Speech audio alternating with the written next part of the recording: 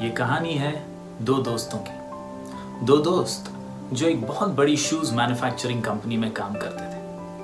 एक दिन इनके बॉस ने इन्हें बुलाया और कहा कि मैं चाहता हूं कि आप मेरे लिए एक सर्वे करें और एक रिपोर्ट तैयार करके मुझे दें।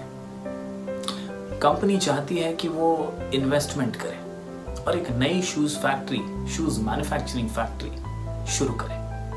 तो मैं चाहता हूं कि आप अफ्रीका जाएं और अफ्रीका के इस गांव को जाकर सर्वे करें और फिर एक रिपोर्ट तैयार करके मुझे दें ताकि मैं समझ सकूं कि शूज मैन्युफैक्चरिंग की नई फैक्ट्री वहां डालूं या नहीं, वहां शुरू करूं या नहीं।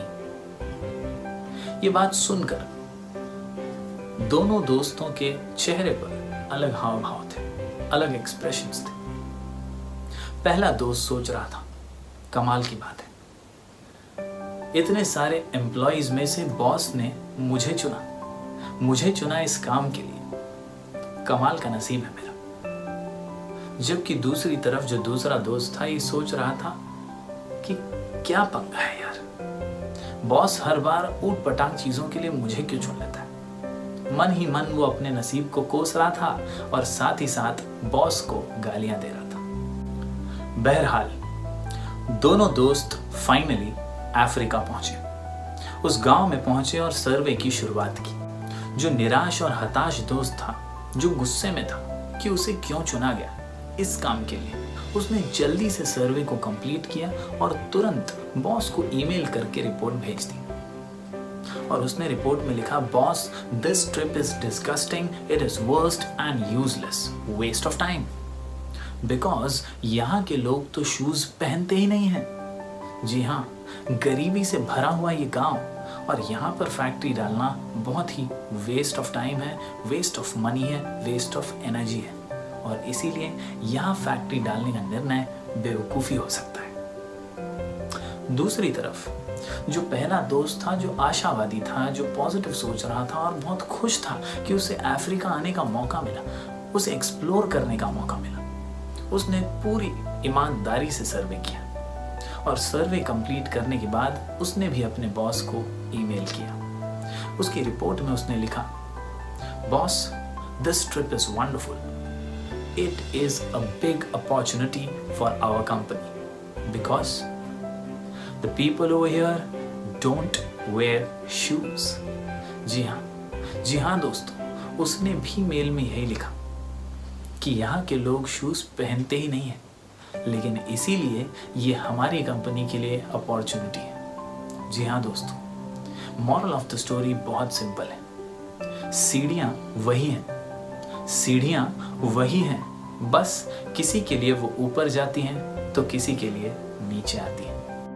दोस्तों, ऐसी कहानियां आपने कई बार सुनी होगी, कई बार इंटरनेट पे मोटिवेशनल वीडियोस भी देखे होंगे। लेकिन दोस्तों, इस पैंडेमिक के बीच, कोरोना वायरस के बीच और लॉकडाउन में दिमाग कभी कभी काम नहीं करता। कई बार हम सोचने पर मजबूर हो जाते हैं कि कब ये लॉकडाउन खत्म होगा, कब स्थिति वापस से नॉर्मल होगी, कब हम फिर से एक नॉर्मल रूटीन को फॉलो करेंगे।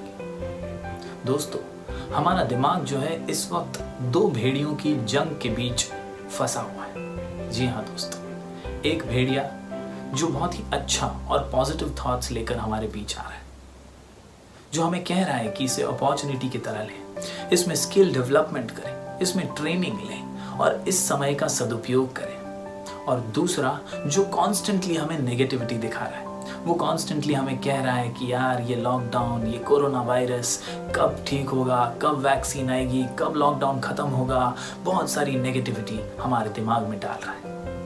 क्या आप जानते हैं इन दो भेड़ियों की जंग में कौन जीतेगा?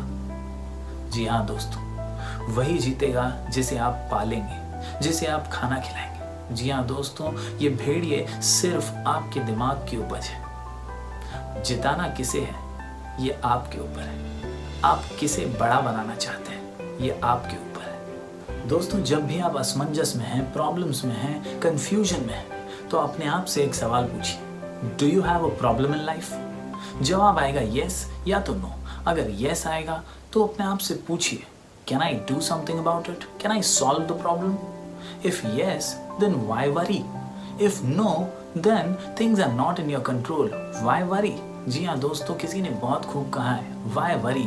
कई बार चीज़ें हमारे कंट्रोल में होती ही नहीं है। जो चीज़ें हम नहीं कर सकते उनके बारे में फिक्र करके कोई फ़ायदा नहीं है। तो इस पैंडमिक के बारे में भी हमारे कंट्रोल में चीज़ें नहीं है। अगर हम नहीं सॉल्व कर सकते तो उसके बारे में वरी करके कोई फ़ायदा नहीं है। इट इज़ इम्पॉर्टेंट कि हम समय का सदुपयोग करें। जो टाइम हमें मिल गया है उसका सही इस्तेमाल करें। जी हाँ दोस्तों, अगर आप एक स्टूडेंट हैं तो इस समय का सदुपयोग करें, अपने आप को इम्प्रूव करने में टाइम दें। अगर आप एक वर्किंग प्रोफेशनल हैं तो नई स्किल्स सीखें। अगर आप एक हाउसवाइफ हैं तो अपने आप को ग्रूम कीजिए। किसी भी तरह समय का सदुपयोग कीजिए। लॉकडाउन बढ़ता जा रहा है, समय हाथ से निकलता जा रहा है।